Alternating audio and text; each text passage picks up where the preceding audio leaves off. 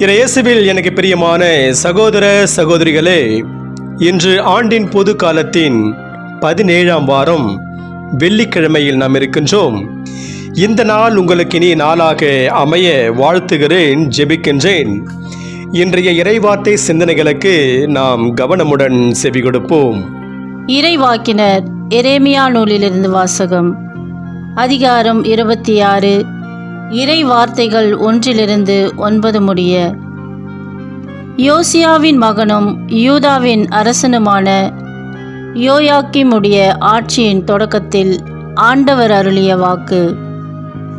ஆண்டவர் இவ்வாறு கூறுகிறார்: நீ ஆண்டவர் இல்லத்தின் முற்றத்தில் நின்று கொண்டு அங்கு வழிபாடு செலுத்த வரும் யூதாவின் எல்லா நகரினருக்கும் சொல்லுமாறு நான் உனக்கு கட்டளையிடும் எல்லா சொற்களையும் நீ அவர்களுக்கு அறிவி.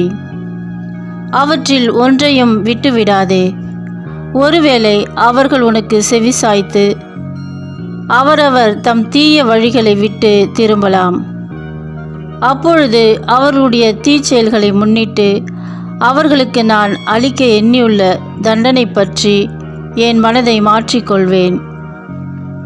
நீ அவர்களிடம் சொல்ல வேண்டியது: ஆண்டவர் கூறுவது இதுவே, நீங்கள் எனக்கு செவி கொடாமலும் உங்களுக்கு கொடுத்திருக்கும் என் சட்டத்தின்படி நடவாமலும் நீங்கள் செவிசாய்க்காத பொழுதும் நான் மீண்டும் மீண்டும் உங்களிடம் அனுப்பி வைக்கும் என் ஊழியர்களான இறைவாக்கினர்களுடைய சொற்களை கேளாமலும் இருப்பீர்களாகில் இக்கோவிலை சீலோவை போல் ஆக்குவேன்.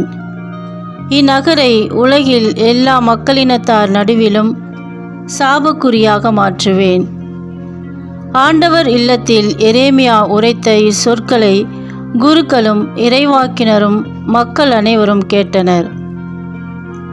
மக்கள் அனைவருக்கும் சொல்லும்படி ஆண்டவர் கட்டளையிட்டிருந்த எல்லாவற்றையும் எரேமியா கூறி முடித்தபோது குருக்களும் இறைவாக்கினரும் மக்கள் அனைவரும் அவரை பிடித்து, நீ கண்டிப்பாய் சாக வேண்டும் என்று கூச்சலிட்டனர். இக்கோவில் சீலோவை போல் மாறும். இந்நகர் குடியிருப்பாரற்று பாழாய் போகும் என்று ஆண்டவரின் பெயரால் நீ ஏன் இறைவாக்கு உரைத்தாய் என்று கூறி ஆண்டவர் இல்லத்திலேயே மக்கள் எல்லாரும் எரேமியாவை சூழ்ந்து கொண்டனர். ஆண்டவரின் அருள்வாக்கு. இறைவனுக்கு நன்றி. பதிலுரை பாடல் பல்லவி. ஆண்டவரே, உமது பேரன்பினால் எனக்கு பதில் மொழி தாரும். காரணமில்லாமல் என்னை வெறுப்போர் என் தலைமுடியை விட மிகுதியாயிருக்கின்றனர்.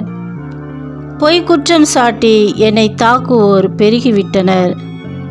நான் திருடாததை எப்படி திருப்பி தர முடியும்? பல்லவி. ஆண்டவரே, உமது பேரன்பினால் எனக்கு பதில் மொழி தாரும். ஏனெனில் பொருட்டே நான் இழுவை ஏற்றேன். வெட்கக்கேடு என் முகத்தை மூடிவிட்டது. என் சகோதரருக்கு வேற்று மனிதனானேன். என் தாயின் பிள்ளைகளுக்கு அயலானானேன். உமது இல்லத்தின் மீது எனக்குண்டான ஆர்வம் என்னை எரித்துவிட்டது. உம்மை பழித்து பேசினவர்களின் பழி சொற்கள் என் மீது விழுந்தன. பல்லவி. ஆண்டவரே, உமது பேரன்பினால் எனக்கு பதில் மொழி தாரும். ஆண்டவரே, நான் தக்க காலத்தில் உம்மை நோக்கி விண்ணப்பம் செய்கின்றேன். கடவுளே, உமது பேரன்பின் பெருக்கினால் எனக்கு பதில் மொழி தாரும். துணை செய்வதில் நீர் மாறாதவர். பல்லவி. ஆண்டவரே, பேரன்பினால் எனக்கு பதில் மொழி தாரும். அல்லேலுயா, அல்லேலுயா. நம் ஆண்டவரின் வார்த்தையோ என்றென்றும் நிலைத்திருக்கும். இவ்வார்த்தையே உங்களுக்கு அறிவிக்கப்பட்ட நற்செய்தி. அல்லேலுயா. ஆண்டவரே, நற்செய்தியை தகுந்த விதத்தில் எடுத்து சொல்ல என் உள்ளத்தையும் உதட்டையும் தூய்மையாக்கும். ஆண்டவர்களோடு இருப்பாராக, உன் ஆன்மாவோடும் இருப்பாராக. மத்தேயு எழுதிய பரிசுத்த நற்செய்தியிலிருந்து வாசகம். ஆண்டவரே, மாட்சி உமக்கே. மத்தேயு நற்செய்தி அதிகாரம் 13 இறை வார்த்தைகள் 54 58 முடிய அக்காலத்தில் இயேசு தமது சொந்த ஊருக்கு வந்து அங்குள்ள தொழுகை கூடத்தில் அவர்களுக்கு கற்பித்தார். அதை கேட்டவர்கள் வியப்பில் ஆழ்ந்தார்கள். அவர்கள், எங்கிருந்து இந்த ஞானம் இவருக்கு வந்தது? எப்படி இந்த வல்ல செயல்களை செய்கிறார்? இவர் தச்சருடைய மகன் அல்லவா? இவருடைய தாய் மரியா என்பவர்தானே? யாக்கோப்பு, யோசேப்பு, சீமோன், யூதா ஆகியோர் இவருடைய சகோதரர் அல்லவா? இவர் சகோதரிகள் எல்லாரும் நம்மோடு இருக்கிறார்கள் அல்லவா? பின் இவருக்கு இவையெல்லாம் எங்கிருந்து வந்தன என்றார்கள். இவ்வாறு அவரை ஏற்றுக்கொள்ள அவர்கள் தயங்கினார்கள்.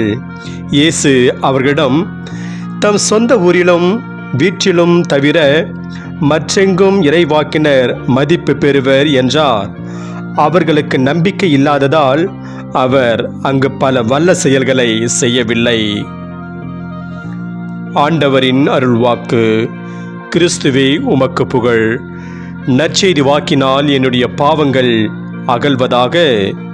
ஆமென். உன்னுடைய வேண்டுதலை ஏன் கேட்பதில்லை? இறையேசுவில் எனக்கு பிரியமான சகோதர சகோதரிகளே, ஒரு சிற்றூரில் எபினேசர் என்றொரு போதகர் இருந்தார். அவருக்கு 5 வயதில் எஸ்தர் என்றொரு மகளும் இருந்தாள். ஒரு நாள் எஸ்தர் தன் தந்தையிடம், அப்பா, நீங்கள் பிரசங்கம் கொடுப்பதற்கு முன்பாக திருச்சிலுவை முன்பு தலை தாழ்த்தி வணங்கி ஏதோ முணுமுணுக்கிறீர்களே, அது என்ன என்று அப்பாவியாய் கேட்டாள். திருவழிபாட்டின் போது தன் மகள் தன்னை கூர்ந்து கவனிக்கின்றாள் என்ற மகிழ்ச்சியில் போதகர் எபினேசர் அவளிடம், அப்பா பிரசங்கம் நன்றாக கொடுக்க வேண்டும் அல்லவா? அதற்காகத்தான் நான் சிலுவையின் முன்பு தலை தாழ்த்தி வணங்கி வேண்டுதல் செய்கிறேன் என்றார். சிறிது நேரம் அமைதியாக இருந்த எஸ்தர் தன் தந்தையிடம், அப்படியானால் ஏன் கடவுள் உங்கள் வேண்டுதலை கேட்பதில்லை என்றாள். இதற்கு போதகர் எபினேசரால் எதுவுமே பதில் பேச முடியவில்லை. இறையேசுவில் எனக்கு பிரியமான சகோதர சகோதரிகளே, வேடிக்கையான கதையாக இருந்தாலும் கடவுள் நமது வேண்டுதலை கேட்பவர் என்ற செய்தியை இது நமக்கு எடுத்து கூறுகிறது.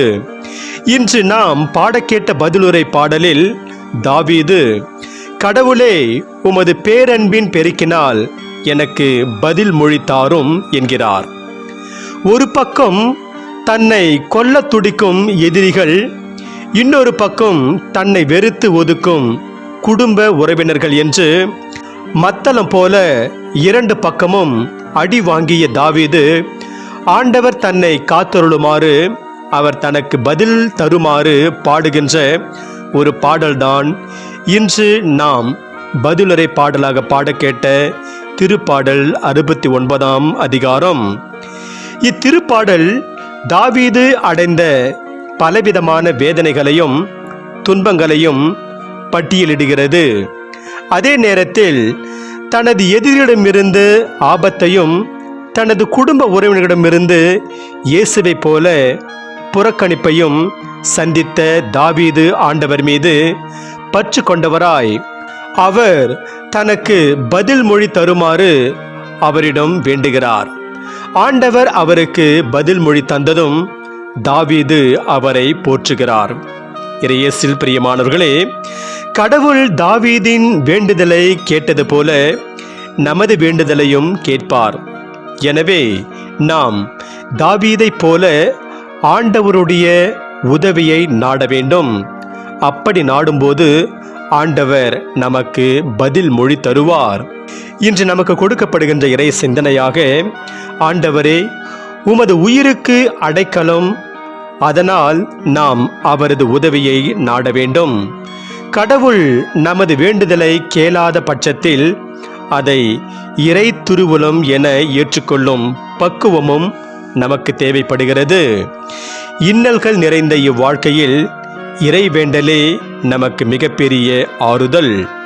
இன்று நமக்கு கொடுக்கப்படுகின்ற இறை வார்த்தையாக, நாம் கேட்பது கடவுளுடைய திருவுளத்திற்கு அமைந்திருப்பின் கடவுள் நமக்கு செவி சாய்க்கின்றார் என்று முதல் யோவான் புத்தகத்தில் 5ஆம் அதிகாரம் 14ஆம் வசனத்தில் யோவான் கூறுகிறார். எனவே இறையேசுவில் பிரியமானவர்களே, நாம் கடவுளின் திருவுளத்திற்கேற்ப நமது வேண்டுதலை அமைத்து கொண்டு இறையருளை நிறைவாக பெறுவோம். இறைவன் உங்கள் அனைவரையும் நிறைவாக ஆசீர்வதிப்பாராக. ஆமென்.